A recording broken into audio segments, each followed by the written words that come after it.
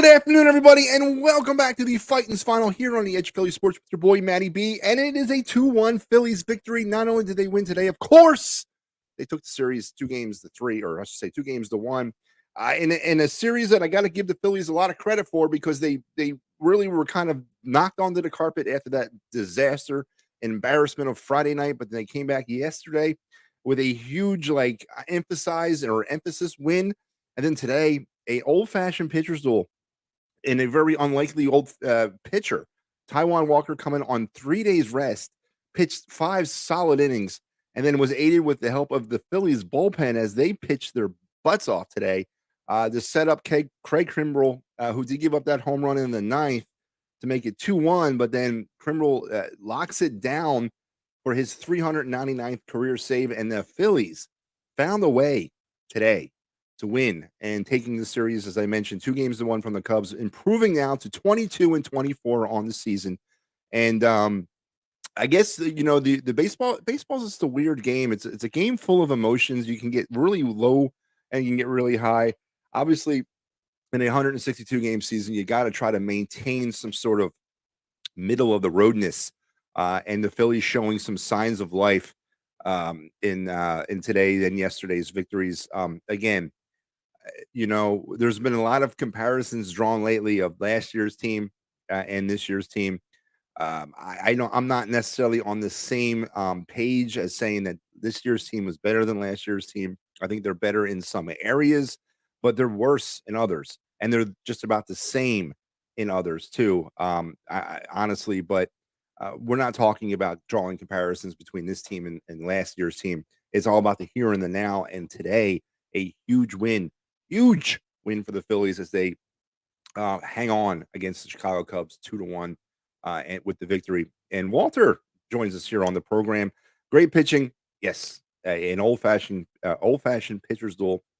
And then, we'll talk about Bryson Stott. I guess Walter provided me the perfect segue. Bryson Stott did not get to start in this game, came on as a pinch hitter in the 7th inning, and boom, as he launched a 2-run home run, the game-winning shot to give the Phillies the victory. Hey, it ain't how you start, but it's how you finish. And today, Bryson Stott, obviously part of that finishing, and the Phillies bullpen. And we're going to get into some of this. Let's get into the game right now.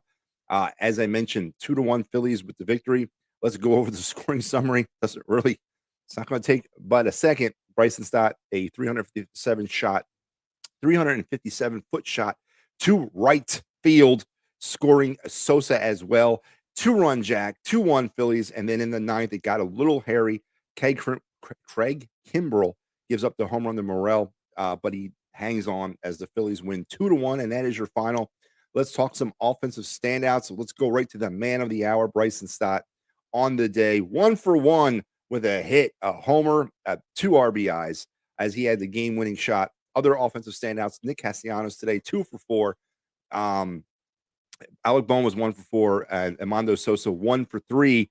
But it really kind of resonates with Bryson Stott. For the Cubs, they were kept off balance all day long by a 3-day rest, Taijuan Walker, and he continues at Jekyll and Hyde.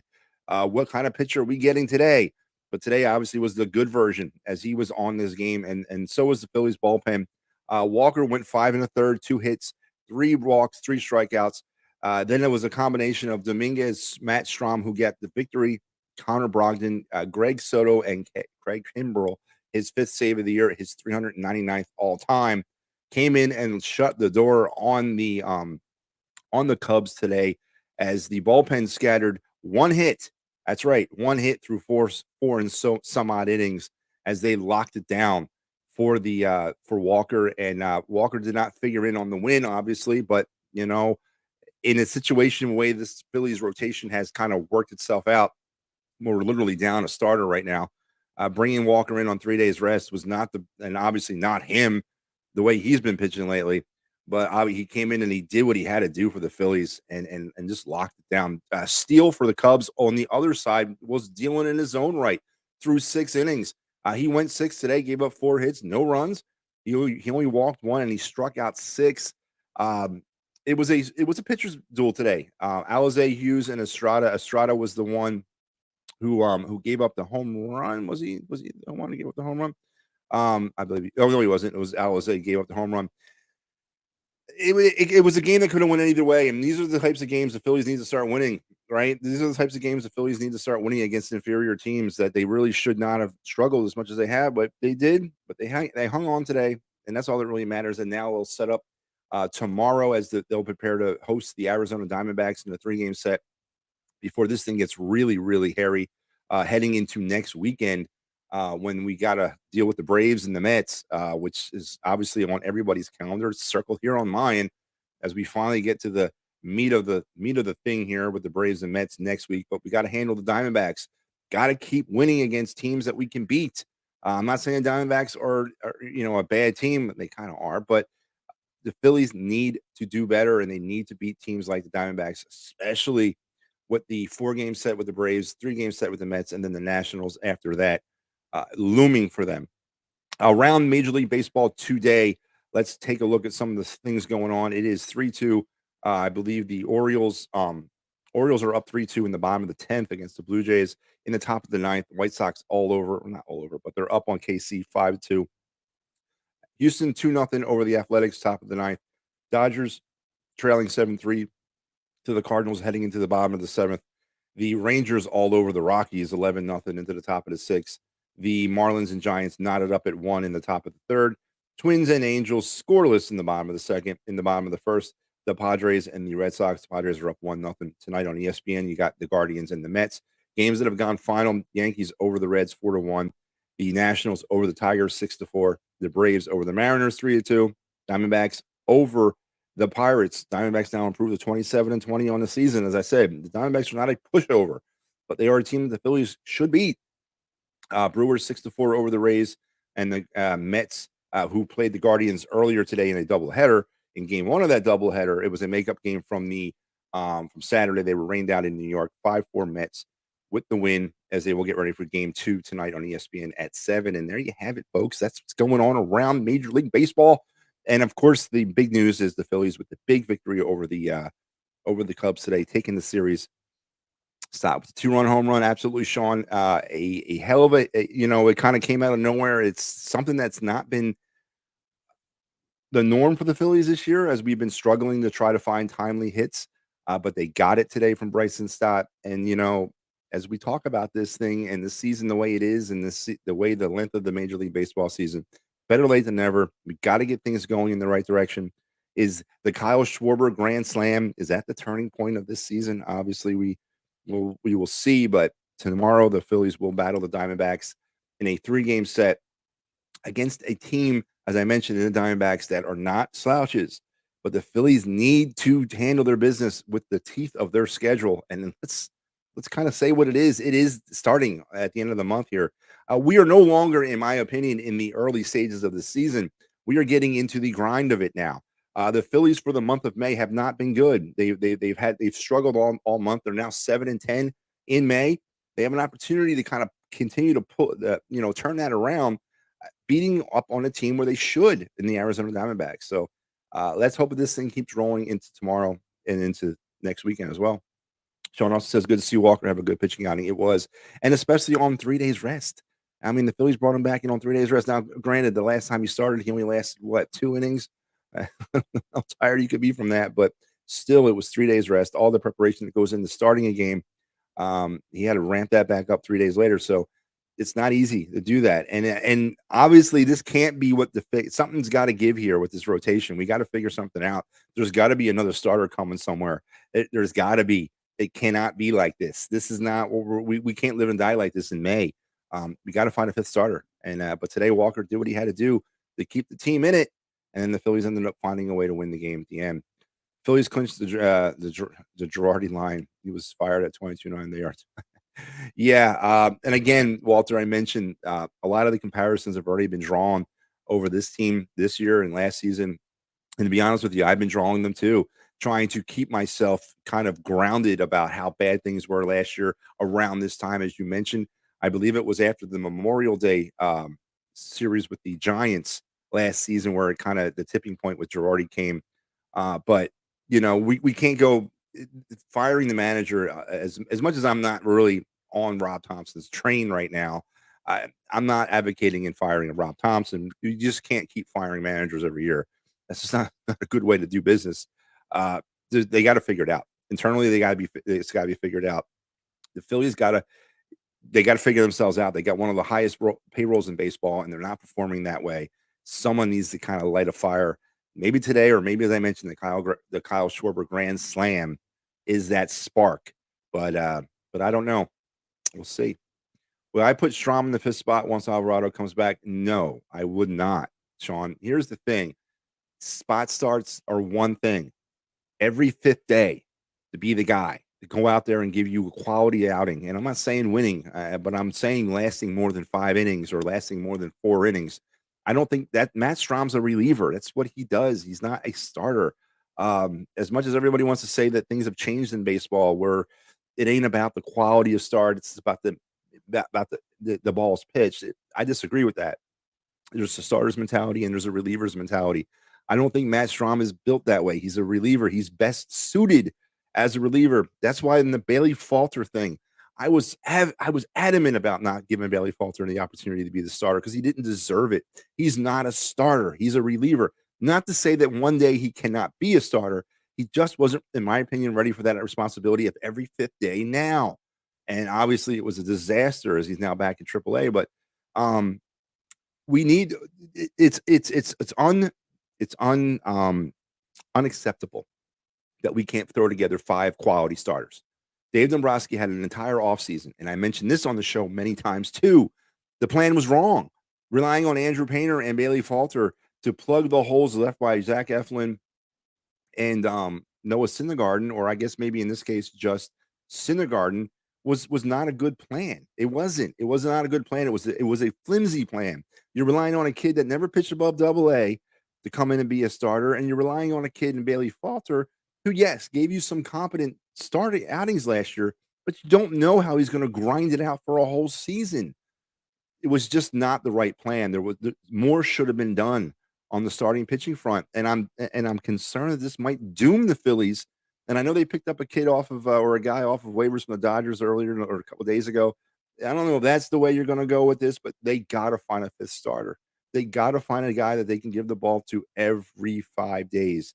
And right now they don't have that. And this spit and duct tape bullpen game crap in May is not going to help us out. The bullpen's going to get run down by the All-Star break if we don't find a fifth starter that can eat some innings. And then if our other 4 starters cannot get their crap together either.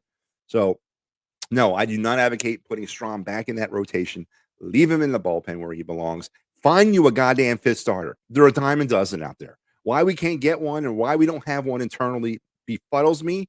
But find me a fifth starter. It ain't that hard. I'm not asking for an MVP or a Cy Young Award winner. A fifth starter, a number 5 guy who's done it. And I'm not going to say Matt Moore, Chase Anderson, but somebody like that. Okay, they're out there. And the Phillies Dave Dombrowski's got to do better. He's got to do better with that. The plan was wrong. Now I'm on a tangent, guys. I don't want to be that way. But anyway, let's get back to this. Let's check some stats out for the Phillies because that's what I like to do, folks. So right now the Phillies, and we'll talk about my favorite stat of all time, the runners in scoring position. Today the Phillies were 1 for 7. Yesterday they were 4 for 12, but I'm going to give them a mulligan because they banged out 12 runs. On the season now, 93 for 398, batting a pitiful 233 with runners in scoring position. That needs to go up by about 70 points. I'm sorry, it does. It needs to go up by 70 points. Another disparaging stat that I want to go over is the errors. The Phillies committed another one today. They did not commit one yesterday, which was amazing. But now over the last, what is it now? They have committed, out of the last 11 games, they've committed 9 errors. 9 errors in their last 11 games. That is a number that's going up that needs to stop. Field your position, guys. Come on. It ain't that hard. Field your position. 9 errors in the last 11 games is unsatisfactory to a Major League Baseball team. It's got to be better. It's got to be better. They stole another base today, now raising their total on the season to 30. They hit a home run today. I mentioned the BRYSON STOTT Jack. They have now gone up to 45 home runs, but they're being out-hit home runs on by their opposition, who now, with the Cubs won today, have hit 46 off the Phillies. So the Phillies pitching staff is averaging 1 home run a game, which not liking that at all. And then the left on base, 329 runners have been left on base by the Phillies so far through 46 games. That's 7.2 a game. They have stranded 300 of their oppositions, which is about 6.5. And again, these are numbers that got to be better. And this is not secret sauce stuff, man. This is stuff we've talked about dating back to last year. You got to do better with runners on base. You got to do better about getting those big hits. Trey Turner with a double today. The salvage day if they go, he went 1 for 4. It's a good thing to see him hit a double. This guy has been nothing short of nothing for this team since he's been here. He needs to kind of get his stuff together. But when you get a win, it's hard to kind of get kind of on this team right now. But those things are still looming out there. We are still keeping an eye on those things. This is a good step in the right direction, but we need more consistency from this team. The players that are getting paid the big money need to play like that. And we got to continue to ride this thing. Tomorrow, the Phillies, I mentioned, will start the 3-game set against Arizona. Tommy Henry will be opposed by Zach Wheeler. So Zach Wheeler getting the nod for the Phillies tomorrow at 7:05. Is it 7:05? 6:40 at the bank. So if you're in the area, you need to go and enjoy, hopefully, the Renaissance, because we're in that vaunted time, right? This is the time of the year last year where things got so bad and then they started turning it around. Hopefully that's what's happening here. But more to come with that as we move through the rest of the season. Folks, that is going to wrap me up as it does here as I do here on every show on Sunday. I am going to send you out with a look back at the week that was in Phillies home runs. Before I do that, Harry the K, you know what I need. He had high hopes. He had high hopes. He had high apple pie in the sky hopes. Taking RBIs. And that one's hit well out to left center field. Going back is Haniger. Also Bryce Johnson. One of the deepest parts of the ballpark, and it's gone. A home run for Alec Bohm. It's his 5th of the year, and the Phillies jump out to a 2-0 lead. Well, it doesn't happen every time. They do a nice job of shutting them down in the first part of this inning. 0-1 pitch. Center field. Johnson going back toward the fence. Does he have room? He doesn't. It's gone. A home run for Kyle Schwarber. A solo shot, his 10th of the year. It's a 4-3 game. Phillies with some life as Kyle Schwarber gets a fastball out over the plate and he crunches it to dead center field, 103 miles an hour and 412 feet. Going to come out even though he doesn't hit. So that's true. That one's pulled deep to right field. It is gone. Heading toward McCovey Cove. Bryson Stott has just tied this game up at 4. It's his 3rd home run of the year. It didn't get to the water, but it got close enough. Loaded. Yes. And a high fly ball to deep right field. I mean deep into the second deck. A grand slam for Kyle Schwarber. Total eruption here in the bottom of the 1st inning, and the Phillies take a 4-0 lead.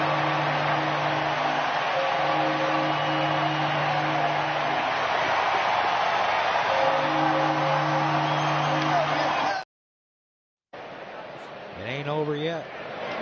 And a high fly ball out toward right center field. Morel's going back toward the scoreboard. Gone! 2-run home run for Cody Clemens. He can do it all. Best hitting pitcher we have, Tom. Amen to that. 6-0 Phillies.